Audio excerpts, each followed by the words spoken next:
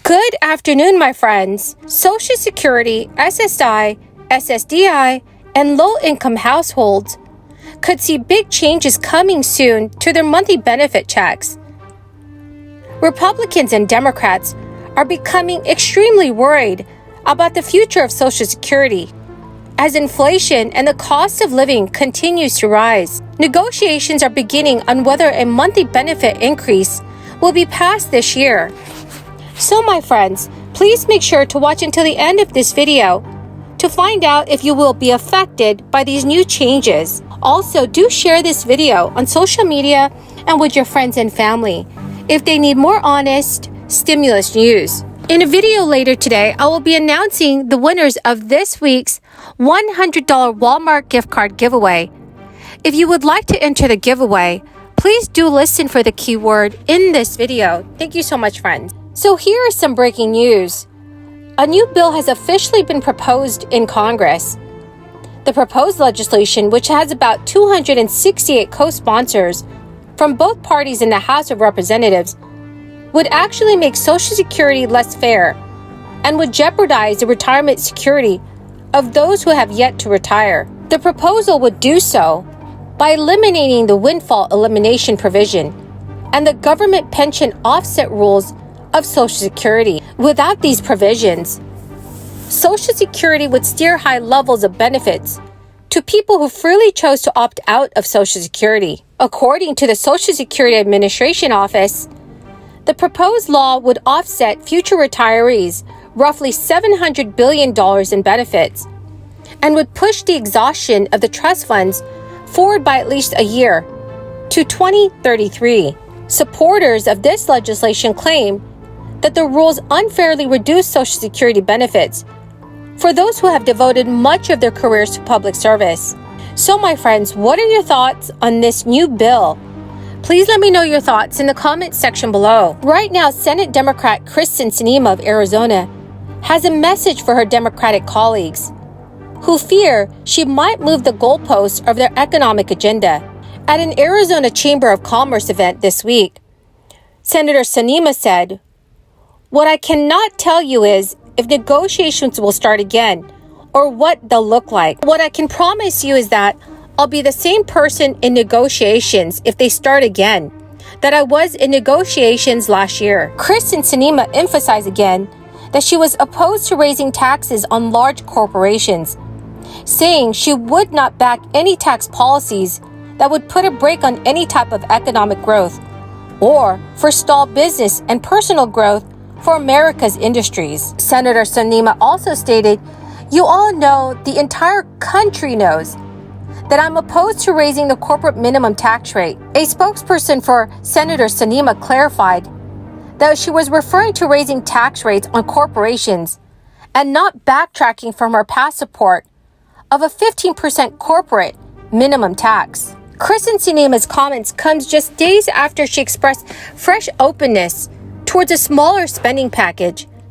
It also seems to be an effort to put some distance between her and Democratic Senator Joe Manchin of West Virginia, who is another Democratic holdout. But friends, the Democratic Party cannot pass a bill in the 50-50 Senate without their votes against unified Republican opposition. Joe Manchin's top priorities for any new piece of legislation include reining in prescription costs, slashing the federal deficit, and raising taxes on the richest American. The Arizona Democrat set herself apart in the fall by keeping her cards close in negotiations and not publicly staking out her positions. But this has caused plenty of headaches for congressional Democrats who are trying to figure out what she was willing to vote for. Friends, the key word for this video is evergreen. If you would like to enter today's $100 Walmart gift card giveaway, when I'll be giving away 3 $100 Walmart gift cards, please make sure that you click and like several of my videos. Comment below this keyword, which is evergreen, and additional keywords from any video of mine that you watch. And friends, also please make sure that you are subscribed to my channel. According to CNN News, with just more than 200 days left until the 2022 election, There is little evidence that President Biden's poll numbers are improving, and there's some data to suggest things are getting much worse. CNN's poll shows President Biden's approval is at just 39%, with 55% disapproving. Those numbers have not changed much from the 40% approval and 54% disapproval that CNN's poll measured last month. Not only is Biden's average job approval rating at well below where his two most recent Democratic predecessors were when they suffered low ratings, but also Republicans now need only a net gain of 5 seats to win back the House majority. The news earlier this week that the Consumer Price Index soared 8.5% between last March and this March was a defeat for the Biden administration that is trying to make the case that the economy is roaring back to life. While President Biden gets decent marks for his handling of the world crisis, poll after poll suggests that concerns about the economy trump foreign policy in most voters' minds. Some of the questions that I heard in our ENC meeting this morning were just about that, the 9,000 permits that are out there. Wanted to ask the CEOs why they're not producing those and let them explain what Steve just said, but take it a little further. There are hundreds of permits that have to be garnered by the oil and gas companies from both federal and state agencies to run pipelines to get the product once it's produced from the well to the refinery. Transmission lines and all these things to produce a well. Plus, every lease that you buy, you're speculating. There's not water under every square inch of your yard, and there's not oil under every square inch of a lease cell. So they have to explore, exploration cost, and then production cost, and then getting that product to the refinery is very important. Another thing that I believe we'll hear is the Biden administration is using a lot of other agencies like the Security and Exchange Commission to target big oil.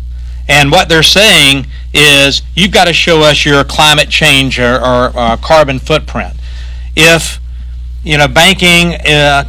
banks are making loans to pipeline companies, then the pipeline company they're loaning money to, because the SEC and the Federal Reserve are now requiring banks to find out what that pipeline's carbon footprint is. So they're using a lot of agencies to push their green initiative because they know they can't get it through Congress. As a non-starter here, they failed time and again. And it doesn't work for the American people.